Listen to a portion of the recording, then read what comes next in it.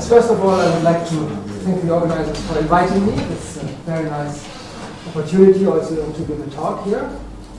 And my aim today is to introduce you to a recent paper that I finished last year, and I put it on the archive server, so you can have a look. It has the same title as my talk, and I will just be able to give you a flavor of this, because the technical details are quite involved. But this is about ordinal notation systems, so-called pattern notations, which have their origin in Tim Carlson's work. And let us start right from the beginning. So I want to explain you what I mean with elementarity, sigma 1 and sigma 2 elementarity, and what the term core means. So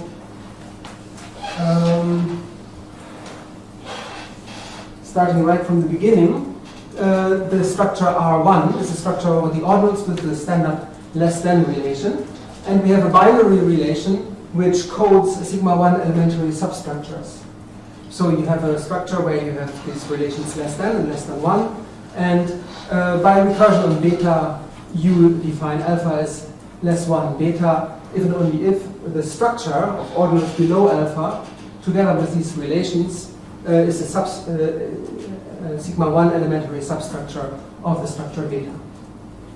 And these structures, they surfaced very naturally while proving that a formalization of the statement, I know that I'm a Turing machine, is actually consistent with epistemic arithmetic. This is a paper by Tim Carlson, and there he uses a model construction, and this relation less 1 very naturally surfaces in the following form. We have a very familiar and classical criterion for sigma 1 elementary substructures. So I've just displayed it here. And alpha is a sigma 1 elementary substructure of beta, if and only if for any finite set X, which is a subset of alpha, and any finite set Y, which is a subset of the interval alpha to beta, including alpha, excluding beta, then you can find an isomorphic copy below alpha, Y tilde, so that these structures are isomorphic over the language. So the language including the less than relation and the less 1 relation. And then it's very easy using this criterion to see a very basic thing. For example, that alpha is less 1, alpha plus 1, if and only if alpha is in the mid-ordinal. So you can always find, if you have this, if you have a sigma 1 elementary substructure below alpha, you can always find larger elements because you can use parameters below alpha in your language. And then the opposite direction, you just use this criterion. Okay, so then by simple persistency of sigma 1 elementary substructures, you can also see that the set of beta, or the class of beta, such that alpha is less 1 beta, is always a closed interval. That's one of the very basic observations. And then if we define the length of alpha as the reach of alpha in terms of less 1, then by the reflection principle, we also will find ordinals alpha, class of ordinals alpha, which are less 1 any successor of alpha. So that's why we needed this term infinity here. Excuse me, which one? This one. Okay. Yes. So this helps. Yes, and then there's a paper that clarifies this structure R1 in terms of ordinal arithmetic using the Cantor normal form, and that goes back to the archive, a paper by Tim Carlson in 1999, and there you can also see that the structure R1 is translation invariant to any interval where you start with a successor ordinal. And then something that I will illustrate a bit later is that those ordinals which are less 1 infinity, I mean any less 1, any ordinal larger than such alpha, those are the proper multiples of the ordinal epsilon 0. So you get an infinite chain of less 1 relations in R1 precisely by the multiples, proper multiples of epsilon 0. And then there's a very nice formula to express the length. In this case, if you use the Cantor normal form, we have the translation invariant, so you can forget these first summands. You just concentrate on the last one, and you look at its exponent. You can just display it as an additive normal form, and then you recursively plug in the lengths of these summands of the exponent, and you get a formula for the length. That's worked out in detail in that paper. And before I continue, I want to already explain how the structures can be generalized. So we can, from R1, very naturally generalize to n many or n plus 1 many less than relations. Now for uniformity, I've called the standard less than relation less 0.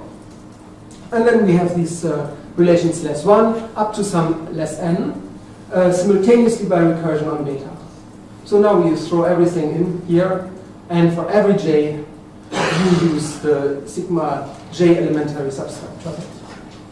And you can further generalize this approach by adding the graph of ordinal addition into the language, which nicely speeds up the strength of these relations. I will come back to this notation, so that's why it's introduced here. Okay, and then a very simple, so I give you all the simple observations to make the talk more easily accessible. So it's pretty obvious that we have an end extension property of the structures Rn.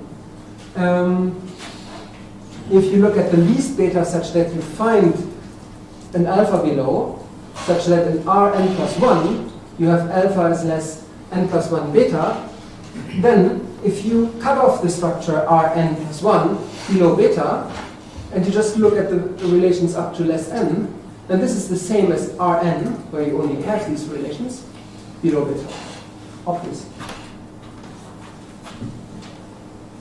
Okay, and then a nice combinatory observation that follows here is that any structure R that we have introduced so far satisfies these following properties. The less than 0 is, of course, a linear ordering. We have just chosen the standard ordering. And any relation less I is, of course, a forest. It's a partial ordering where the predecessors of any element are linearly ordered. And then there's a notion of respecting forest. So less I plus 1 respects less I. That means, of course, less I plus 1 is contained in less I. It's a stronger condition. And then if you have already a chain of less I relations alpha, less I, beta, less I, gamma, and you have a less I plus 1 connection, alpha to gamma, then by persistency on these grounds here, you have alpha less I plus 1 beta. So this is a very strong characterization that you can find in, that's used strongly in Carlson's paper in 2001. Sorry. And now to make it a bit more, to give you a bit more picture, just let's have a look at the respecting forest for R1. So from left to right, we have increasing elements. We have the less than relation from left to right, And now the edges here, they are meant to indicate less 1 relations. And if you look from the leaves up here, and you just go stepwise down, you will build up omega towers, omega exponentiation towers. And then you see that if you put them one after another, you will add up elements here. This is just an additive. And you will see that this is very strong. This ordinal has a larger height of omega exponentiation, iterated omega exponentiation than these former ones. So if you want to describe this ordinal here, you don't need those. You can throw them away. They are redundant. But if you want to describe this ordinal or this one even, then of course you need to first jump here and then go beyond that. So that's how it's nicely building up using this translation invariance.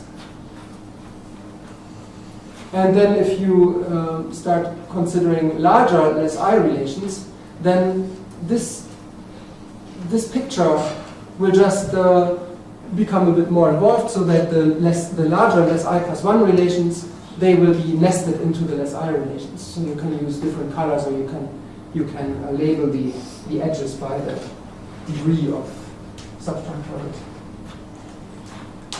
Okay, so these structures Rn, they give rise to ordinal notations, as I've illustrated with this picture. Of course, you can imagine how you can build up something like Cantor normal form with this. And so how do we describe these ordinals? Just by finite substructures. So a pattern for Rn is just a finite substructure with these relations, less I, for I less or equal to n, which is isomorphic to a substructure of Rn. Alternatively, you can say patterns for Rn are just finite.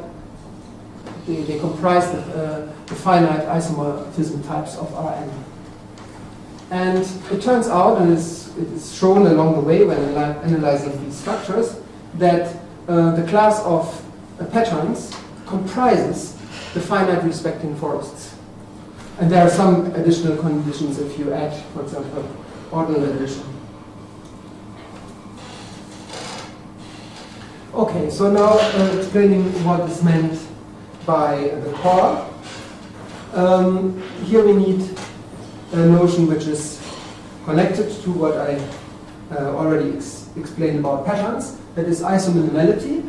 So P is an isominimal substructure of some Rn, if it is a finite substructure of Rn, and if it is pointwise minimal among all finite substructures of Rn which are isomorphic to it.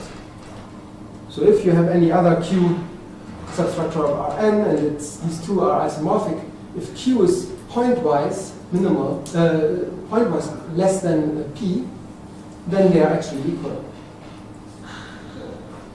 And now the core means the union of all ordinals that we can find a nice pattern notation for. That is just the union of all isominimal substructures of Rn. So I think this fits in with the picture I gave you. It's a simple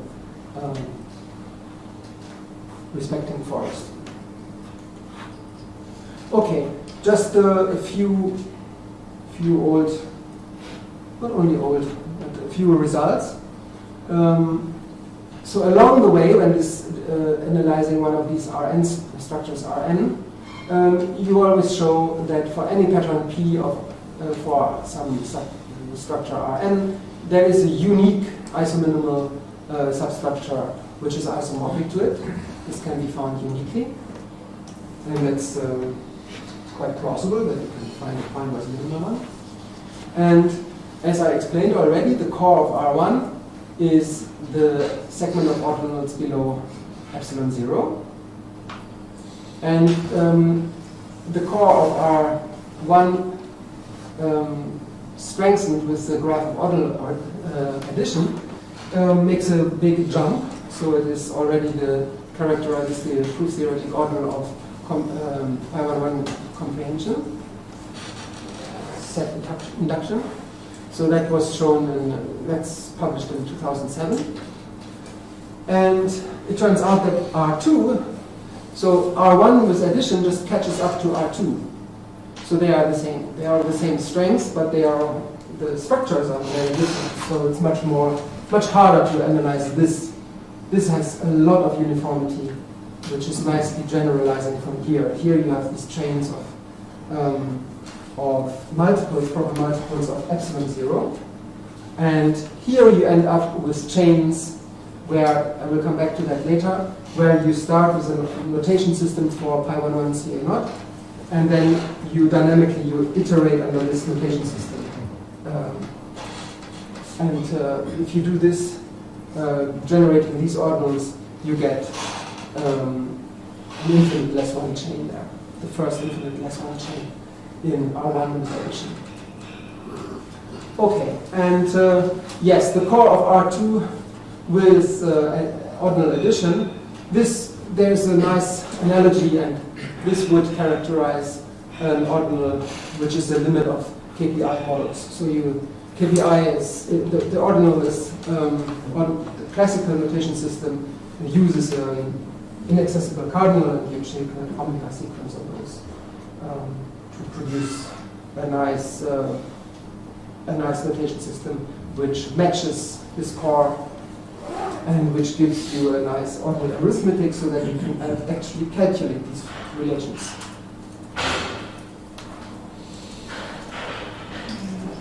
Okay. So now an example. I come back to these. The first pair of S2 and R2.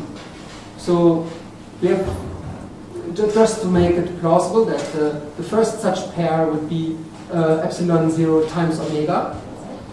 So the first limit in this, the first limit of S1 relations. And this will have one more segment added in which you find all the finite isomorphism types again. And we can do this by starting with the lemma that if we have alpha is less 2 beta, then alpha is the supremum of an infinite less 1 chain. And this is pretty easy, so let some parameter below alpha be given. Then there is an x, namely alpha, so that for all y greater than x, the parameter is below x, and x is less 1 y. So of course alpha is less 1 any ordinal up to beta. And so by this assumption here that alpha is less 2 beta, this same holds true in alpha, and that way we obtain a chain rho 1 less 1 rho 2 and so on up to alpha itself. And the least candidate for that is, of course, epsilon 0 times omega. And then the next thing is, if you have alpha is less 2 beta, and you have some finite sets below alpha, say x and x pointwise less than z, then if you find copies of z tilde, cofinally below alpha, then you will also find that below beta. Because you can express it here with such a pi2 expression. So here we have finitely many existential quantifications that's allowed in our language. And the least candidate for this is the next multiple of epsilon 0. Okay, so now we have made this plausible, but we have to, of course, prove it. And proving this, there's a nice property of these finite set criteria. We can just, in a kind of ping-pong game, extend them stepwise for all the sigma n elementary substructure good relations. And so, suppose alpha is less than beta, and then if for all finite sets x below alpha, and all finite y in this interval alpha beta, we can find a nice copy alpha y tilde that is in agreement with this criterion for R1, for less 1 relations. But additionally, you can extend this.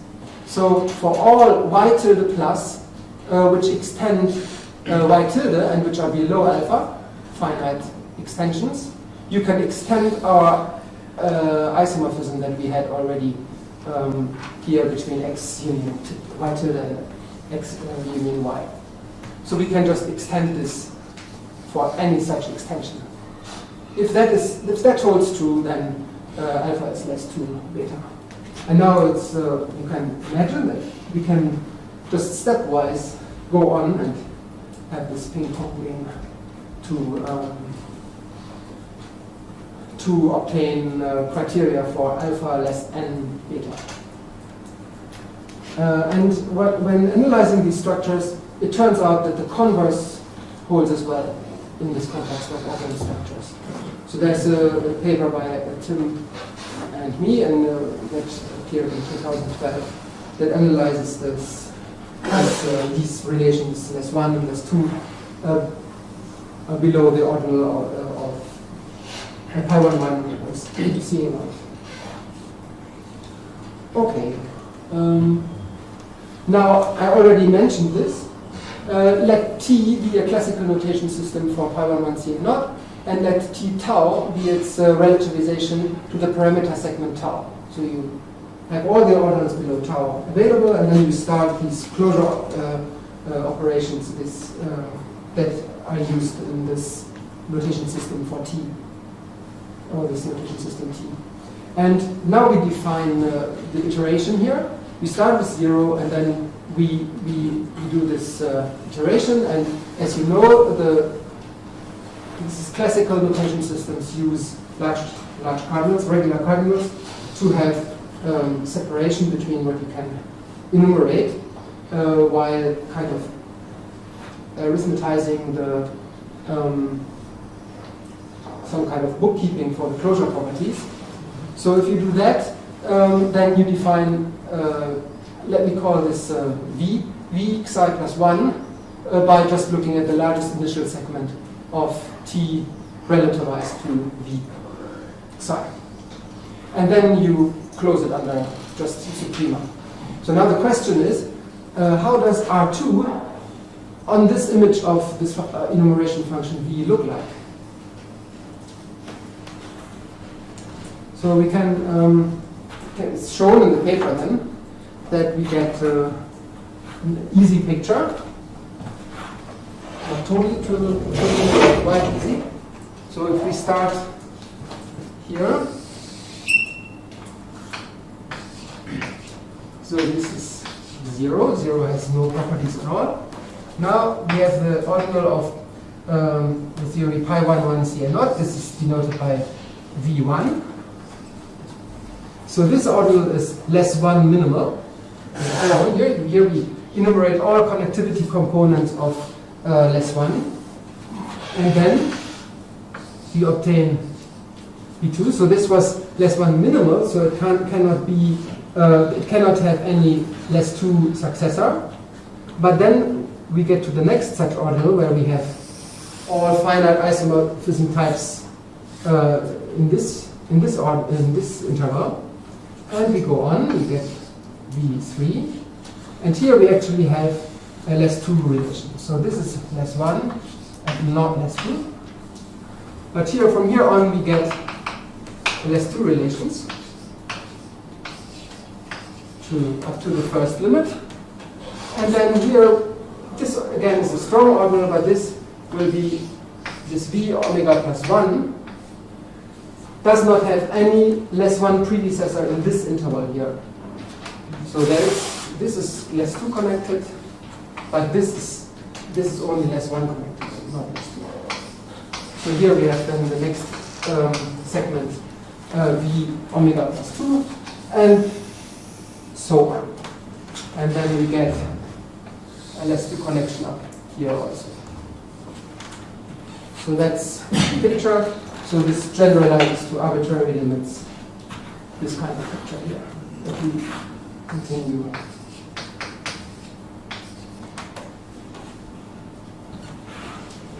Okay, I've just written that down over here. So starting from V1, we get an infinite less 1 chain, but less 2 it's not an infinite less 2 chain. There you have to omit these successors after limits.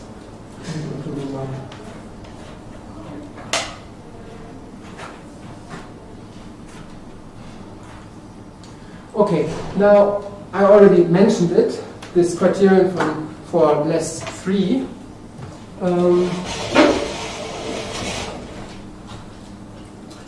This will be a bit messy. So if you have alpha and beta and you want to have a criterion for less 3, you start as for less 1, you have x. You have given some y that can contain alpha. First of all, you look for a nice copy y tilde here. But now you have to be able to go on for verifying the less 2 relation. So for any extension here of this y can be somewhere here below alpha. So we have y tilde is contained in y tilde plus, and this is contained in alpha. You can have a copy here which contains y and which is something larger here below beta. So you find y plus. And that extends the isomorphism that we had before. And then you can, again, for less 3, you can extend this y plus below beta by some y hat. And you go back once more below alpha. You find a copy below alpha that extends the y tilde plus by a y, let's say hat plus, and these are all contained. Looks like that. And you see this paper. But the mappings you need to use there, this is what I don't show. This is quite messy to show the uniformity of these mappings that maintain the less than I relations. So this is formalized just there. And now I just want to tell you something about the first less 3 pair. So here we consider a simple lemma also. Whenever we have alpha is less 3 beta, then alpha is the proper supremum of its less 2 predecessors. This is a similar argumentation as we have seen before. So any parameter below alpha given, because alpha is also less 2 beta, alpha is, as we have seen before, the proper supremum of an infinite less 1 chain. So we can write it down in this manner by a pi 3 sentence. And this then also holds in beta, because we assume alpha less 3 beta. So therefore, beta is also the proper supremum of its less 1 predecessors. And since less 2 respects less 1, for any eta in this interval alpha beta, such that eta is less 1 beta, eta is connected by less 1 to beta, we also have alpha is less 2 eta. And this we can formalize here, we can write it down here. In beta we have this sigma 3 sentence with parameter rho. And this is just fulfilled by x equal to alpha, as I have explained before. And then this sentence again in turn holds in alpha. So this produces then an infinite less 2 chain below alpha up to alpha. Okay, and then one more step or 2 more steps needed. Again, we assume alpha is less 3 beta. And we have already seen on the blackboard this picture that this V omega is the least ordinal, which is the proper supremum of its less 2 predecessors, the first infinite less 2 chain.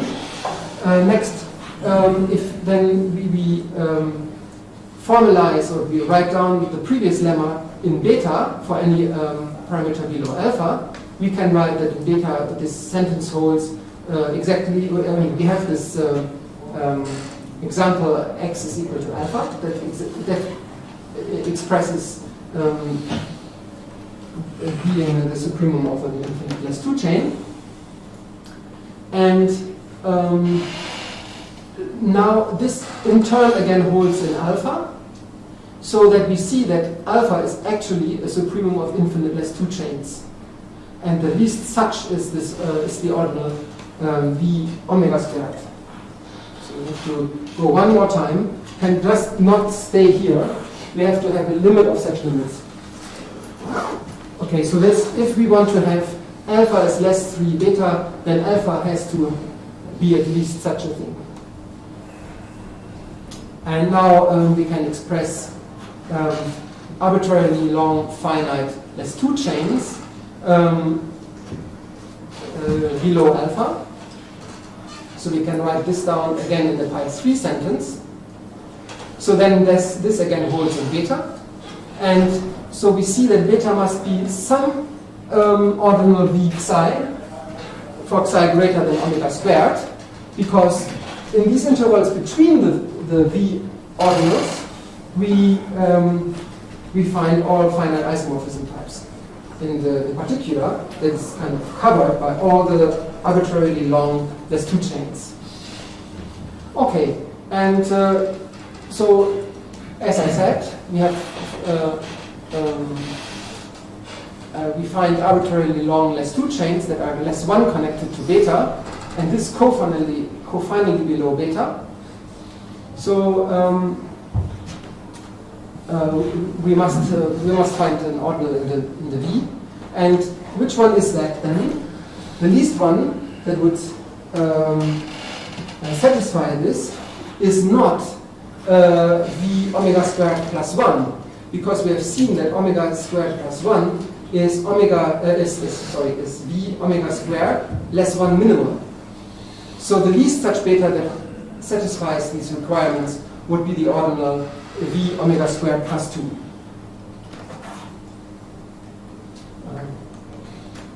So then, using the criterion for less 3, we can verify the least less 3 relationship, alpha less 3 beta in R3. And this is V omega squared less 3, V omega squared plus 2. And what we also see here is that the cores of the weaker structures R1 and R2, even if they contain ordinal addition, those are always segments of the ordinals. But this is the first one, R3, where we have a long gap in the core of R3, namely from the ordinal V omega all the way up below the ordinal V omega squared. Okay, so that's just the flavor of how things will go on when analyzing further, and all these notions that are used to maintain isomorphism of intervals will become a bit more involved. We will have more simultaneous space transformations and so on. But I stop here.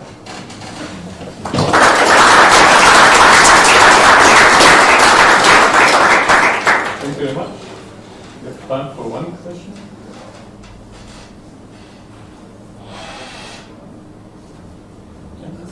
So you have this relationalism, and so you get to quite ordinals. Could you give some non-trivial non-trivial interpretation with considered ordinals much stronger? Let's say all the premise of second order arithmetic is some of the relations. So without explicitly calculating all the types. For example, there's some trivial connection of some of your less than n orders with pi 1 m again. So you're asking for stronger ordinals using the larger, stronger relations. I mean, so the connection without explicitly calculating all the types. Yes. So I think analyzing this, there is quite, the devil is in the details, so it's very difficult to actually verify statements. But I think it's very plausible that we can maybe capture pi n reflection. This is conjectured by several people, and originally Tim Carlson was more optimistic that it's stronger, and I don't want to really make a strong statement. Maybe he is right, maybe it's less than that. But this really explodes. You can write it down in one line, and then you want to know how these relations look like. You want to calculate them, and it flies around the universe.